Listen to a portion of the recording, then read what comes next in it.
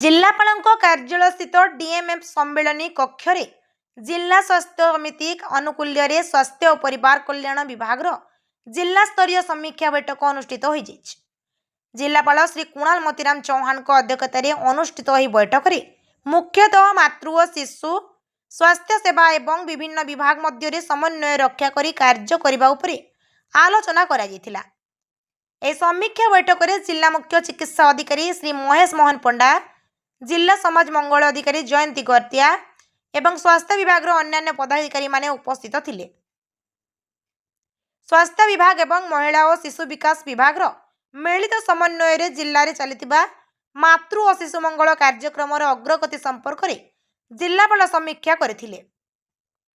बैठक में जिले में फेब्रुआरी मासरे रिपोर्ट होइतिबा जड़े मातृ मृत्यु एवं फेब्रुआरी एवं मार्च मासरे रिपोर्ट होइतिबा 7 जन शिशु मृत्यु घटनार पुंखानुपुंख तदंत करा जायतिला।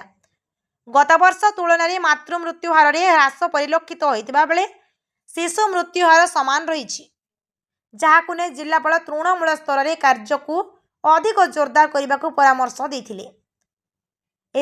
समीक्षा बैठक अवसर में जिलापाल केतेक गुरुत्वपूर्ण दिग उपरे निर्देशावली जारी करथिले।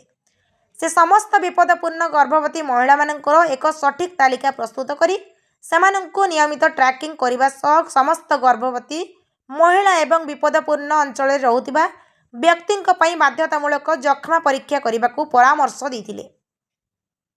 एथिसहित सर्विकल कैंसर प्रतिरोध पई एचपीवी टीकाकरण कार्यक्रम व्यापक प्रसार और सचेतनता उपरे से गुरुत्वारोप करथिले। पुष्टिहीनता दूरीकरण क्षेत्र में विभिन्न श्रेणी शिशु को चिन्हट कर सेमानंको तुरंत एनआरसी को पठाइबा पई निर्देश देवा सह माँ और शिशु पृथक पृथक टेक होम राशन पैकिंग व्यवस्था आरंभ करने को से गुरुत्व देथिले।